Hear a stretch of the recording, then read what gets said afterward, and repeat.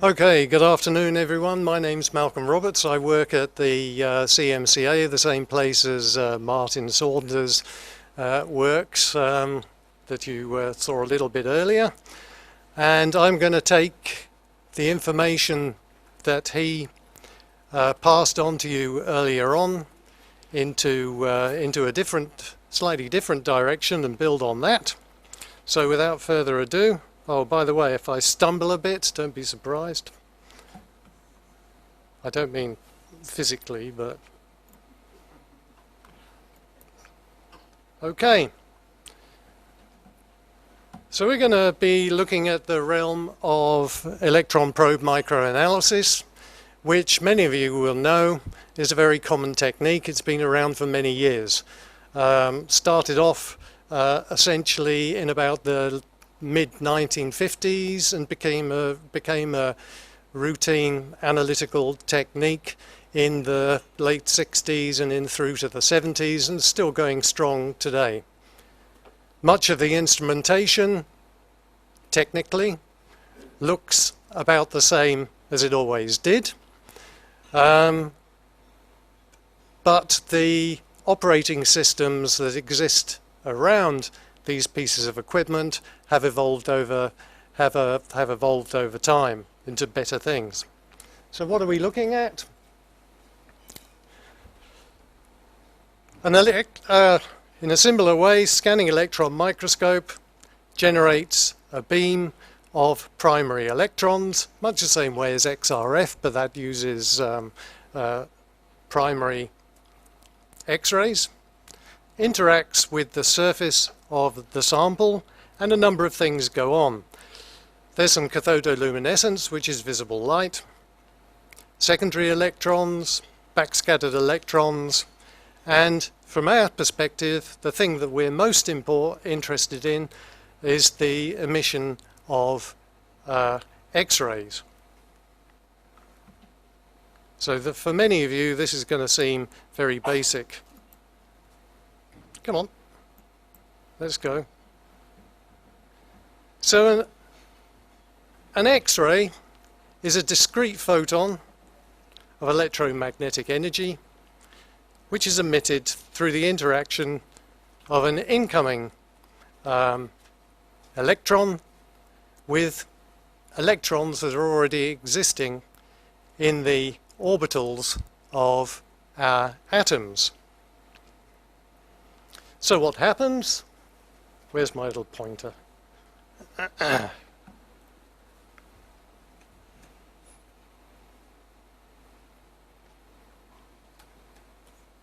Which is the button for the pointer? Ah, here we go. There we go. Incident electron comes in, interacts with an electron in one of the shells of our atoms. It knocks it out, and an outer electron undergoes relaxation and drops down to fill that space, and the difference between the two energy levels is our characteristic X-ray line. And that leads us to a whole suite of X-rays which are characteristic of the material that we're looking at, and we can look at those, analyze them, identify the elements that are in the samples, and then turn around and hopefully quantify them as well.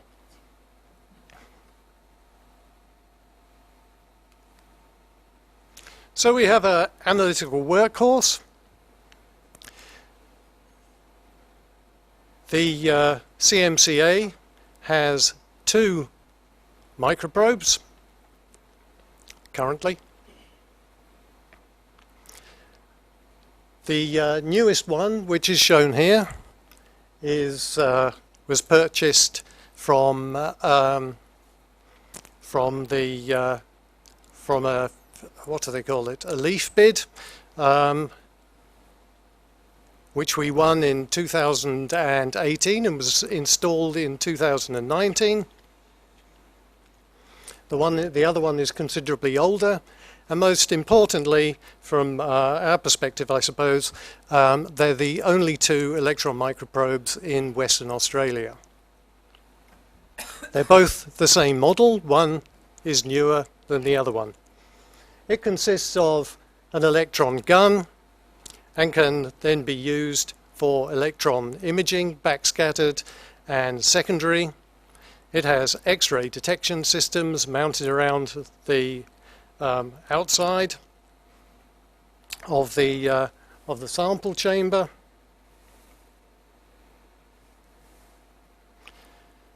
We might have a cathodoluminescence system installed. It's quite a common option.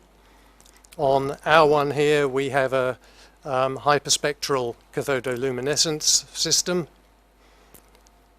and it's all backed up by a high performance vacuum system with computer control for image and data acquisition and data processing as well.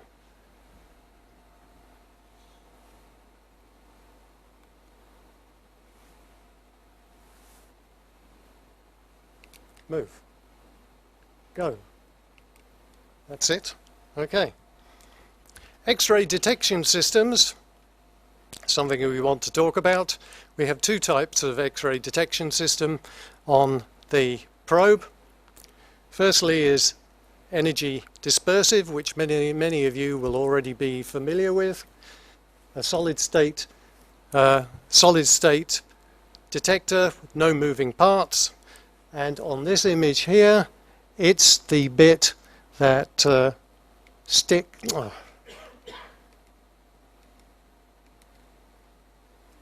that sticks into the guts of the instrument, a bit like a proctoscope, and that collects the entire energy spectrum of X-rays from 0 to the accelerating voltage of the gun. The energy resolution of this, the X-ray resolution, is about 140 electron volts. The other type of detector that we have on here is a wavelength dispersive detector. There's about 5 of these. Well, there's not about. There's exactly 5 of these mounted around the outside of the column. They look rather like large brass coffins for dead hamsters or a cat or something. They have moving parts inside, and they collect X-rays at discrete wavelengths. And on that basis, the analysis itself requires sequential acquisition rather than the entire spectrum at 0 to the accelerating voltage of the gun. The advantage of these over the energy dispersive system is the fact that the X-ray resolution is only a few electron volts compared to 140 electron volts for the energy dispersive type. So, I mean, you can already pick up the fact that we're going to have considerable overlaps in many of our peaks, energy dispersive versus wavelength dispersive. What might these look like? Move. So here we have a modelled spectrum of an alloy of titanium and vanadium. How do we identify elements in the spectrum? Well, really, we just go around and we recognize related peaks. Simple as that. And we compare those peak energies with tables of X-ray emission energies. Modern software packages are really quite refined. They're great things to have. They're helpful. But we do have to treat them with caution because there are a number of different artifacts that can crop up in these spectra that we need to weed out and understand. So it's always good to have a friendly local analyst around the place because we can help you understand what's going on in here and whether it's something you need to be worried about. Here we have an analytical situation where we have at low energies here the titanium and vanadium L L peaks sitting on top of each other. We can't really resolve those at all. Here are the titanium and vanadium K peaks. We can see that there's considerable overlap, well, the total overlap between the titanium K beta peak and the vanadium K alpha peak, which would need to be corrected for.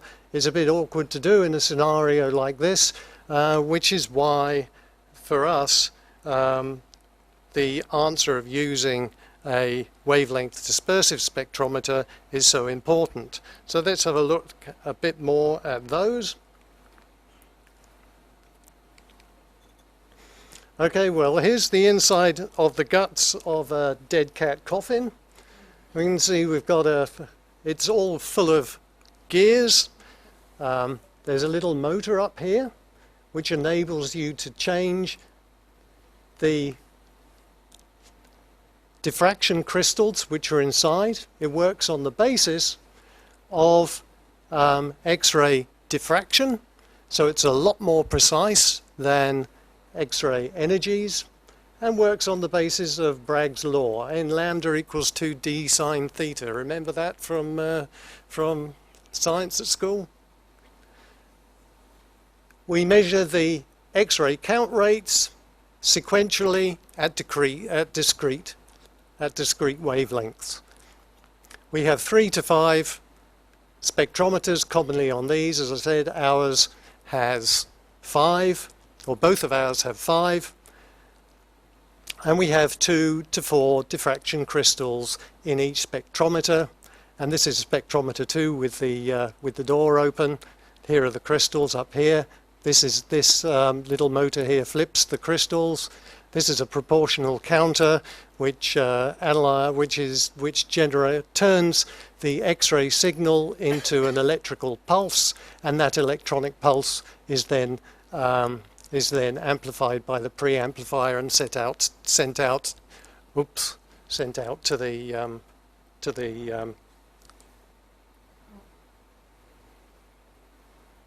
to the software. Right, so I'm going to skip through this because we know stuff like that. And here's a bit more about the overlaps here. You can see that there's not complete overlap as with the previous case, so we can correct for this with not too much difficulty, which makes it a lot more useful. You'll be getting all of this anyway.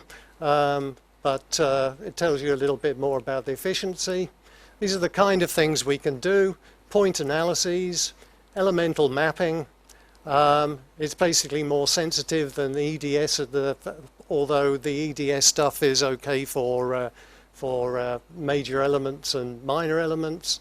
And these are integrated systems, so we can do WED for majors and minors and WD for traces. A lot of success with this, so we've had some publications out that require point data and spot analyses and some pretty maps. So these are some of the things that we've been doing here. We've been doing controversial things with geochronometers. And doing some mapping and law. Will tell us a little bit more about that in a minute, maybe. I've been working with Bob Pidgeon on chemical zoning in zircons and scaring the bejesus out of the geochronologists who like their zircons. So all in all, we've been doing some good things with our new instruments. Thank you very